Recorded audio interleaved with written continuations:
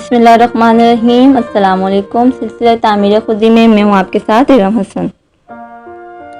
جس طرح لوگوں کے مزاج اور شکل صورت ایک دوسرے سے مختلف ہوتے ہیں، چینج ہوتے ہیں، اسی طرح سے ان کے جو نقطہ نظر ہوتا ہے، ان کا طرز عمل ہوتا ہے، بیہیویئر، ان کی ہیبٹس جو ہوتی ہیں وہ بھی ایک دوسرے سے مختلف ہوتی ہیں۔ لہٰذا اگر آپ کسی کو کوئی غلط کام کرتے ہوئے دیکھ کر اس کو سمجھائیں اور اس کی غلطی کو درست کرانے کی کوشش کریں، لیکن وہ بات کو نہ سمجھے اور اپنی غلطی کی اصلاح نہ کرے، تو آپ اس کا نام اپنے دشمنوں میں نہ لکھیں، بلکہ جہاں تک ہو سکے معاملات کو کشادہ دلی سے اور خوش مزاجی سے حل کریں۔ اگر آپ اپنے کسی ساتھی کی غلطی کی اصلاح کرنا چاہیں لیکن وہ نہ مانے، تو اس سے دوستی کو دشمنی میں نہ تبدیل کریں، بلکہ اس کے ساتھ وہی نرمی اور دوستانہ طریقے سے پیش آتے رہیں۔ اس سے یہ ہوگا کہ ممکن ہے وہ اسی ایک غلطی پر مصر رہے، یعنی کہ وہ ایک غلطی کرے لیکن مزید غلطیاں نہ کریں۔ لیکن اگر آپ لوگوں کے ساتھ اسی طرح خوش مزاجی سے پیش نہیں آئیں گے تو یہ بھی ہو سکتا ہے کہ وہ اس ایک غلطی کی جگہ اور 10 غلطی بڑی کر لے۔ تو ان کی ہر چھوٹی بڑی غلط بات پر ناراض نہ ہوتے رہیے، تو امید ہے کہ زندگی خوشگوار رہے گی اور وہ اپنی اس غلطی کی اصلاح بھی کرے گا۔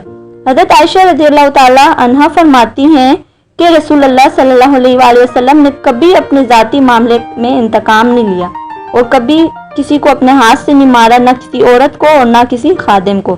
البتہ خدا کی راہ میں جہاد کیا ہے، اور اگر کسی نے آپ سے کوئی چیز لے لی تو بھی آپ نے اس سے بدلہ نہیں لیا۔ البتہ اگر اللہ تعالیٰ کی حرام کی ہوئی کسی چیز کی حرمت کسی نے توڑ دی تو آپ نے اللہ کی راہ میں سے ضرور انتقام لیا اور اس کو سزا بھی دی۔ لیکن اس کا مطلب یہ ہوا کہ آپ بے شک ناراض تو ہوتے تھے، لیکن آپ کی ناراضگی اور غصہ جو تھا وہ صرف اللہ تعالیٰ کے لیے ہوتا تھا، اللہ تعالیٰ کی رضا کے لیے ہوتا تھا، اللہ تعالیٰ کی خوشنودی کے لیے ہوتا تھا، وہ اپنی ذات کے لیے نہیں ہوتا تھا۔ ان دونوں طرح کی ناراضگی کے فرق کو سمجھنا ہوگا ہمیں، اور اس کے لیے ایک مثال دیتی ہوں۔ فرض کریں، دیکھیں ہمارے گھر کا چھوٹا بچہ، یہ چھوٹا بیٹا صبح اسکول جانے سے پہلے جیب خرچ کے لیے 5 روپے 10 روپے مانگتا ہے، تو ہمارے پاس پیسے کھلے نہیں ہوتے، تو ہم اس کو کیا کرتے ہیں، اپنا بٹوا جب دیکھتے ہیں تو اس میں 100 روپے کا نوٹ دکھتا ہے، ہم اس کو 100 روپیہ دے دیتے ہیں، وہ 100 روپیہ لیتا ہے اور اسکول چلا جاتا ہے، اور ہم اسے یہ بھی کہتے ہیں کہ صرف 10 روپے خرچ کرنا بیٹا، باقی پیسے واپس لے آنا۔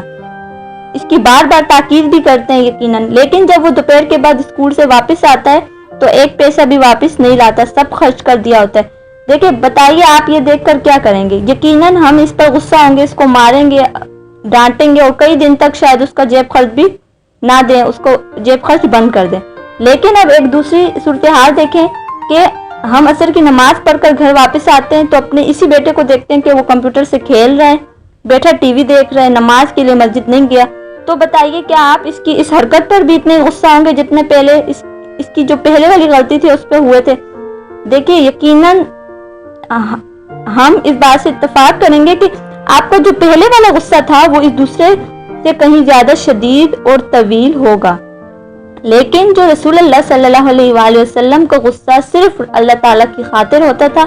آپ بعض اوقات کسی کو نصیحت فرماتے تھے لیکن وہ قبول نہیں کرتا تھا، تو آپ کبھی غصہ نہیں ہوتے تھے بلکہ بڑی پرسکون کی حالت میں رہتے تھے، کیونکہ ہدایت دینا اللہ کے اختیار میں ہے۔ تو ہمیں بھی اسی طریقے کو اپنانا چاہیے، اسی پر عمل کرنا چاہیے، اور اس طریقے سے ہمیں دیکھنا چاہیے کہ کیا ہم جو سامنے والے کو غصہ کر رہے ہیں، کیا جو ناراضگی دکھا رہے ہیں وہ ہماری اپنی ذات کے لیے ہے، خود کے لیے ہے، خود کے فائدے کے لیے ہے، یا اللہ تعالیٰ کی ناراضگی اور جو غصہ ہے اس کی وجہ سے ہم وہ ناراضگی دکھا رہے ہیں۔